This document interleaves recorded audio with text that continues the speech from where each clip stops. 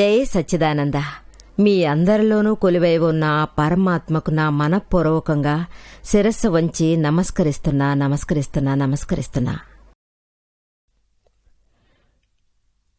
ఈరోజు కూడా మనం గురు శిష్యుల యథార్థ సంబంధం గురించిన విషయాలు మనం మాట్లాడబోతున్నాం. గురువు ఏ విధంగా ఉండాలి, ఎవరు మన హృదయంలో నుంచి ఎవరు ఆత్మను మేలుకొలుపుతారో లోపల నుంచి మనకు త్యాగం పెంచుకునే భావన పెంపొందించాలి. అది మాత్రం కాదు, మన కంటి దృష్టిలో ఈ మోక్ష మార్గమనేది రావాలి. లౌకికంలో ఏవి మంచివి ఏవి వద్దనేవి దీని సంపూర్ణ విషయాలను మనం తెలుసుకోవాలి. అప్పుడే అతని యథార్థ గురువు, నిజమైన గురువని మనం తెలుసుకోగలం.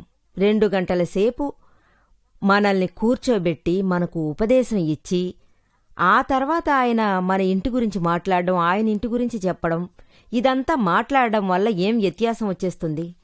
ఉండే విధంగానే సర్వము ఉంటాయి. కథలన్నీ విని విని చెవే చిల్లుపడిపోయింది, కాని లోతుల్లోకి దిగడం లేదు. తెలిసిందా? హృదయంలోని ఏ ఒక బాధింపు కలగడం లేదు, లేకుండా పోతుంది. ఒక మంచి మాట బలమనేది ఉండాలి. ఇది కుర్రతనపు శిష్యుడి గుండె నుంచి మేలుకోవాలి, మేలుకొని చేతల్లో పడాలి.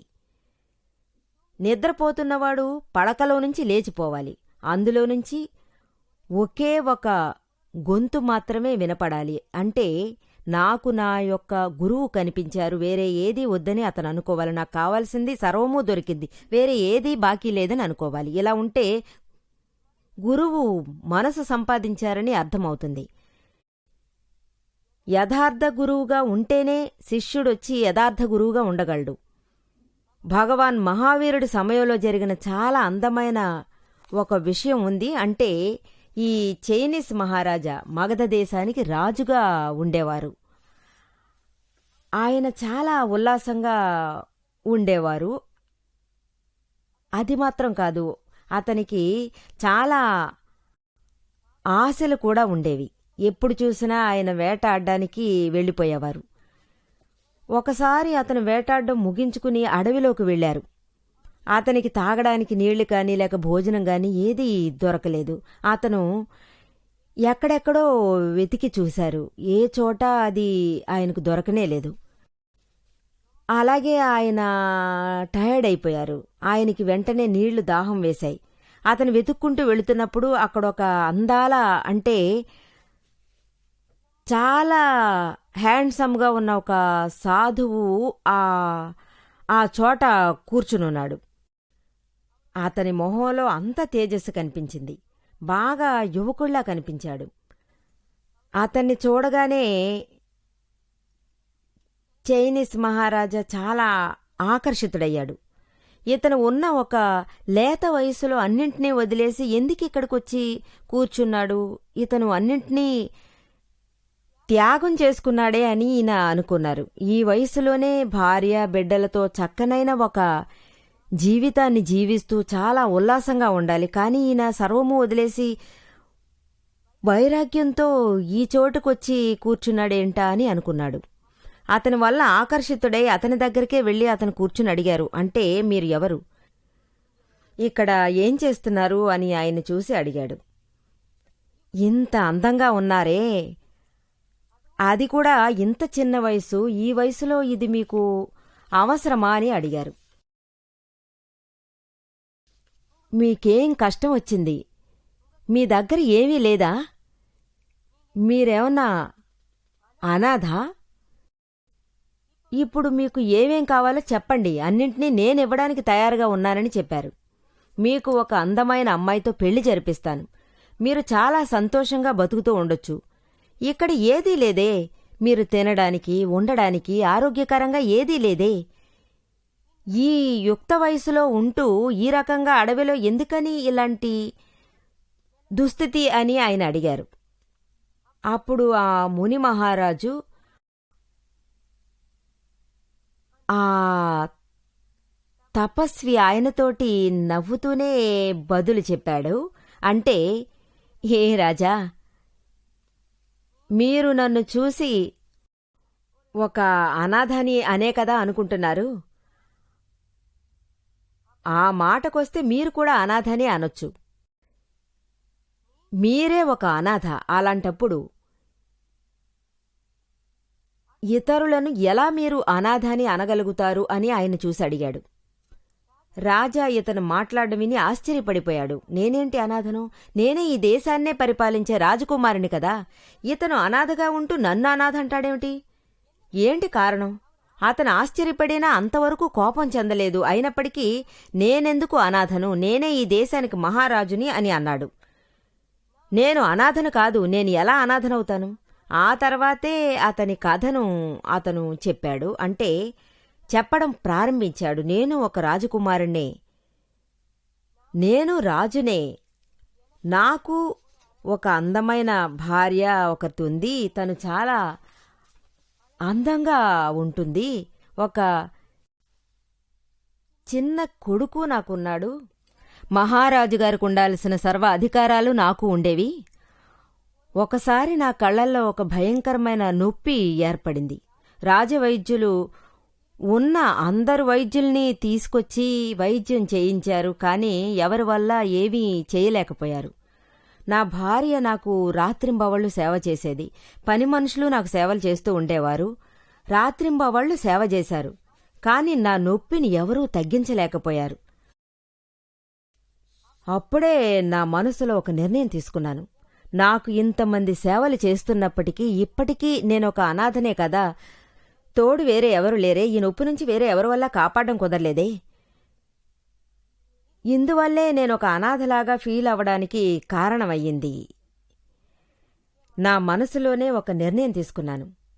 ఈ కష్టాల నుంచి నేను బయటపడితే నా లౌకికం సర్వస్వము నేను ధ్యానం చేసి నా ఆత్మ సాధన కోసం నేను అడవిలోకి వెళ్ళిపోతాను అని ఒక నిర్ణయం తీసుకున్నానని అన్నాడు. ఇందులో ఆశ్చర్యపోవాల్సిన నిర్ణయం ఏంటంటే మర్నాడే ఆ నొప్పి అతనికి లేకుండా పోయింది. ఎంతగానో అతను నార్మల్ అయిపోయాడు. ఆ తర్వాత మనసులో అనుకున్న నిర్ణయాన్ని చేసి తీరాలనే సంకల్పంతో అడవిలోకి వచ్చానన్నాడు. సర్వస్వం త్యాగం చేసి దీక్ష తీసుకుని జ్ఞానదీక్ష తీసుకుని నేను ఇక్కడికి వచ్చేశాను. అడవిలో తపస్సు చేస్తున్నాను ఆత్మను వెతకడం కోసం. అంటే అతను ఒక పెద్ద తపస్విగా అతను మారిపోయాడనే చెప్పాలి. ఇందువల్ల ఆయన చాలా సంతోషంగా ఉన్నాడట. అతని మనసులో అమ్మా నాన్న డబ్బు జీవితం ఇది ఏదీ శాశ్వతం కాదనేది తెలుసుకున్నాడు. మనలోని నొప్పిని ఎవరి వల్ల పంచుకోవడం కుదరదని చెప్పేశాడు. అదేవిధంగా ఈ లోకంలో ఎవరు నాకు చెందినవారు కాదు అని అనుకోవాలి. ఏ ఒక వస్తువు మనకు చెందదు అనుకోవాలి. ఏ ఒకటి మనకు చెందదు. సర్వము స్వార్థపూరితమే. వీళ్లందరి ఆత్మీయత కేవలం వల్లకాడు వరకు మాత్రమే. ఆ తర్వాత ఎవరూ రావడం లేదే. ఎవరైనా వస్తున్నారా? చావు టైంలో కూడా మీ భార్య మీ కొడుకు లేక వేరే ఎవరైనా తోడు వస్తున్నారా ఏంటి? మీ ఆఖరి శ్వాస ఉన్నంతవరకు మీ దగ్గరకంతా వస్తారు. అన్నిటి గురించి మాట్లాడతారు. ఇతన్ని హాస్పిటల్కి తీసుకువెళ్దాం, అక్కడ ట్రీట్మెంట్ ఇప్పిద్దాం, ఇక్కడ మెడిసిన్స్ కొనిద్దాం, వాళ్లలోనే మాట్లాడి అక్కడ ఇక్కడ వాళ్ళు పరిగెడుతూనే ఉంటారు. చాలా బిజీగా ఉన్నట్టుగా కనిపిస్తారు. కానీ వాళ్ళ శ్వాస ఆగిపోయిందంటే, ప్రాణం ఎగిరిపోతే ఆ తర్వాత ఎవరైనా వాళ్ల వెనకాల పరుగు తీస్తారా? లేదే. ఆ తర్వాతే ఇంకా ఎక్కువ చేస్తారు. అంటే డబుల్గా పరుగులు తీస్తారు. త్వరగా కానివ్వండి, త్వరగా కానివ్వండి, త్వరగా తగలేద్దాం, లేదంటే కంపు కొట్టడం మొదలవుతుంది. ఎవరెవరు ఇది నాది అని అంటుంటారో వాళ్లే ఈనాడు కంపు కొడుతుంది అంటున్నారు. అలాగే మిమ్మల్ని ఎవరు కాలుస్తున్నారు? చిన్న వయసులోంచి గుండెల మీదకి తీసుకుని పాలు పోసి పెంచి నా సొంత కొడుకు అంటారే, ఆ కొడుకే కదా మిమ్మల్ని దహనం చేసేది. మీ సొంత కొడుకే కదా. మీరు ముద్దాడినవాడే అతను కొంచెం కూడా చేదరించుకోకుండా చేయలేనని అంటాడా? చెప్పండి చూద్దాం. నిజంగా అతనే కదా అతనికి తలకొరువు పెట్టాలి. లేదంటే తండ్రి గారి బాడీని ఎంతకాలమని ఇంట్లో పెట్టుకోవడం అవుతుంది? మనందరి పెద్దవాళ్లు ఇలా చేయాలని నేర్పించారే, అప్పుడే సర్వము తయారుగా ఉండగలవు. అంటే చనిపోయిన తర్వాత ఉన్న శరీరానికి ఒక విలువే లేదు. ఉన్నంతవరకు నువ్వు లేంది నేను లేను, నువ్వు కన్ను మూస్తే నేను కన్ను మూస్తాను అనే డైలాగులన్నీ చాలామంది చెప్తారు. కానీ చనిపోయిన తర్వాత ఏ ఒక్కరూ వెంట రావడం లేదు. ఎవరికి వాళ్ళు తమ తమ పనులు చూసుకుంటారు. ఎవరైనా వచ్చి నిప్పుల్లో దూకుతున్నారా? లేదే. పూర్వకాలంలోనే పతి చనిపోతే భార్య కూడా సహగమనం చేసేది. భర్తను అనుసరించే అతను చనిపోయాడు అనుకుని. ఇప్పుడు అందరూ మనకెందుకనే కదా ఉన్నారు. ఈ కట్టుకున్నవాళ్లు మనతోటి చావడం అనేది, మేం కూడా చావము, ఉండిపోతామని నిర్ణయానికొచ్చేశారు. ఈ విధంగానే ఉంటున్నారు. ఈ ప్రపంచంలో మనకంటూ ఏ ఒక్కరూ సొంతం కాదు. ఈ పళ్ళున్నాయి కదా, దానికి ఎంతవరకు మనం రక్షణ కల్పిస్తున్నాం చెప్పండి చూద్దాం.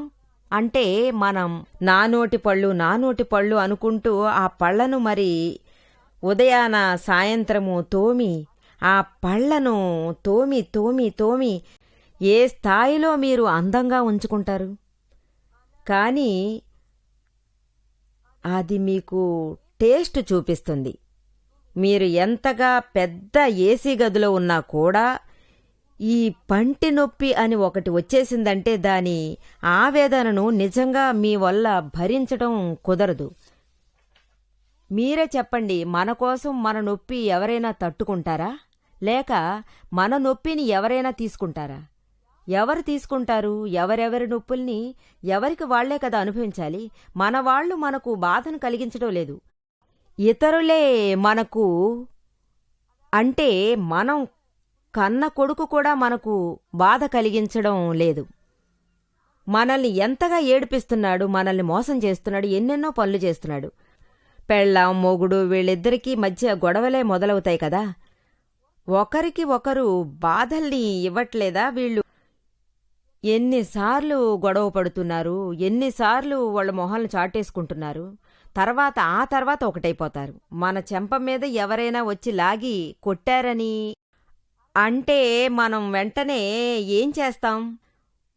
వాళ్ల చెంప మీద లాగి పెట్టి కొడతాం. అందువల్ల చెంప చెళ్ళుమంటుంది.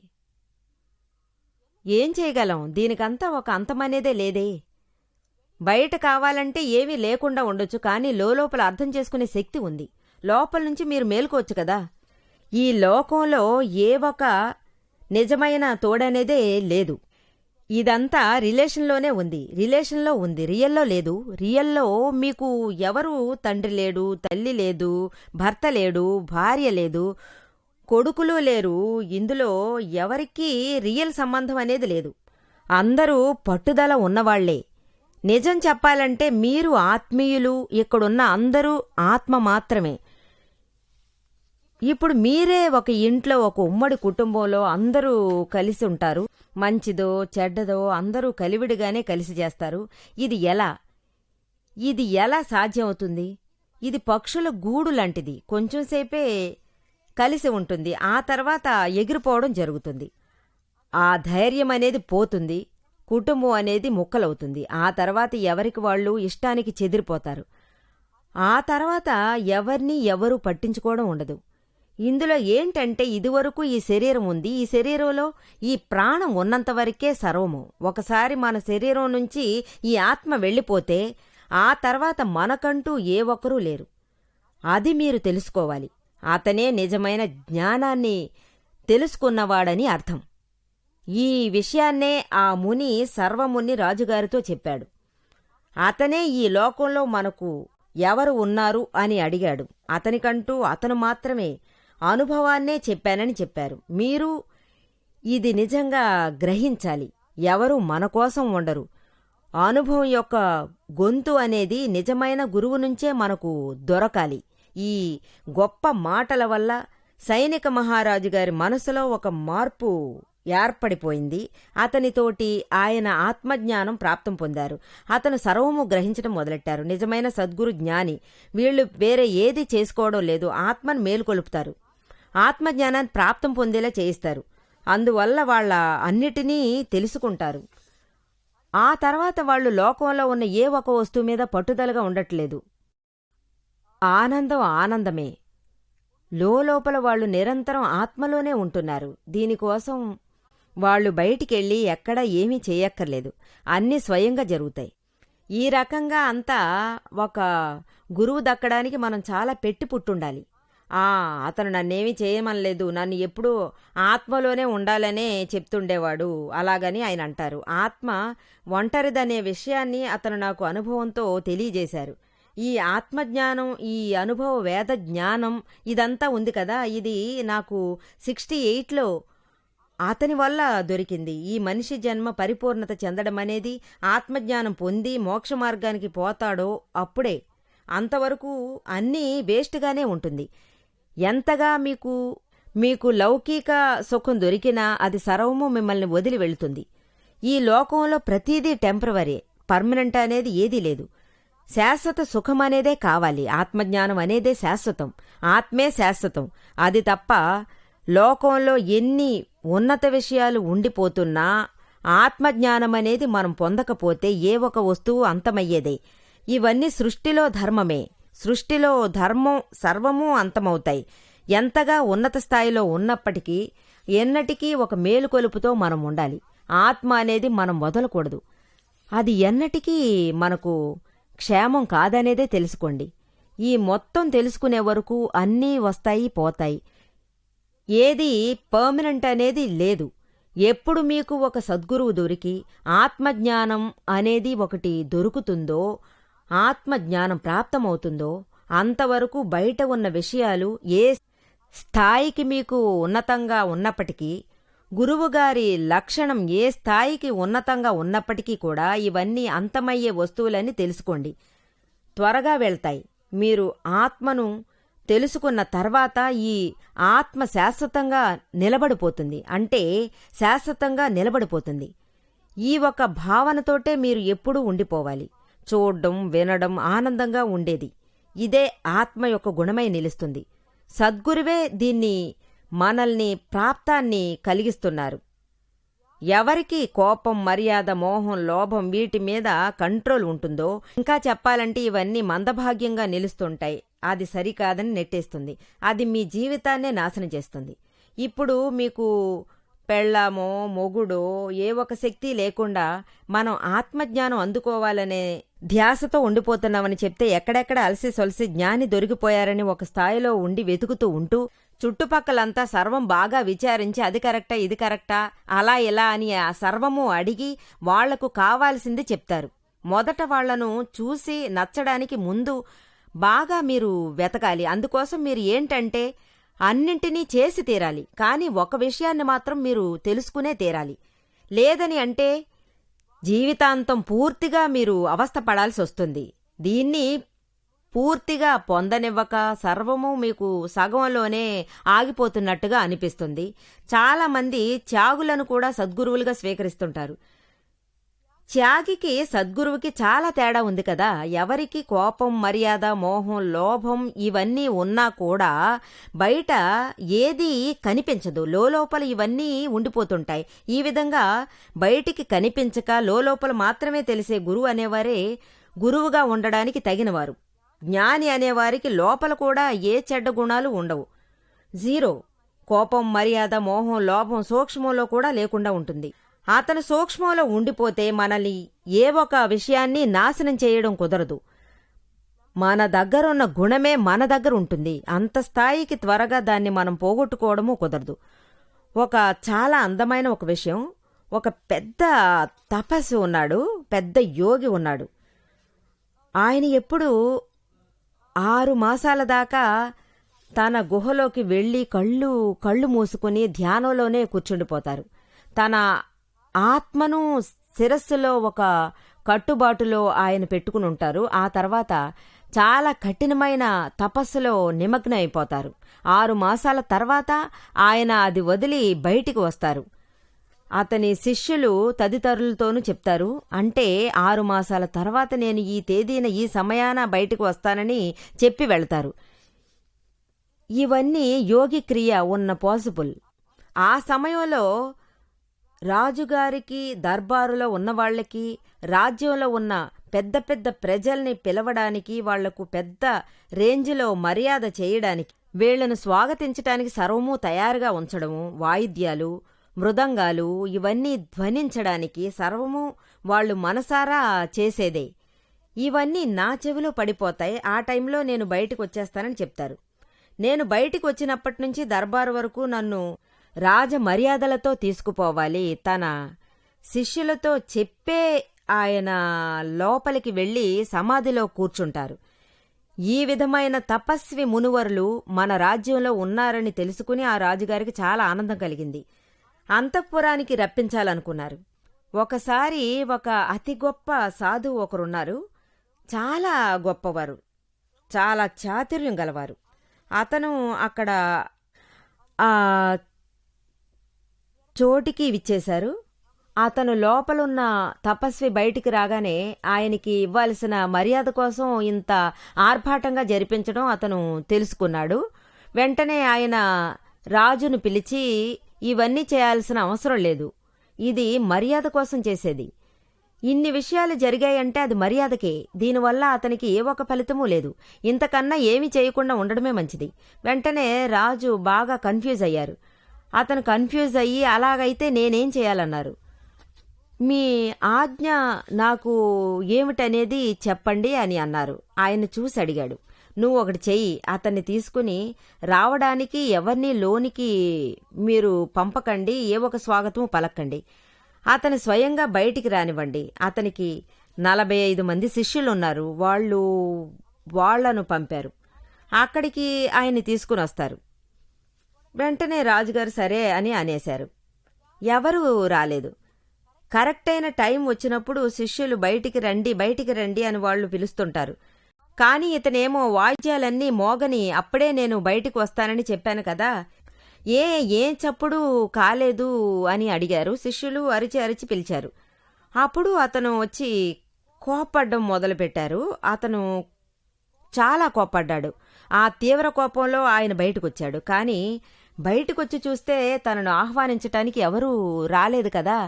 బయటకొచ్చి చూస్తే రాజు లేడు, వాయిద్యాలు లేవు, ఏదీ ఆ చోట లేవనిపించగానే అతనికి చాలా ఒక ద్వేషం కలగడం మొదలైంది. ఆ ఆవేశంలో ఆయన అరిచారు, రాజా ఎక్కడికెళ్ళాడు, ఎందుకు రాలేదు, ఎందుకు వాయిద్యాలు రాలేదు, ఏమనుకుంటున్నారు రాజుగారు, నాకు మర్యాదే ఇవ్వలేదే, ఇప్పుడు నేనేం చేయాలి, ఇది అమర్యాదలాగా అయ్యిందే, ఇప్పుడు నేను ఏం చేయాలో తెలియలేదు.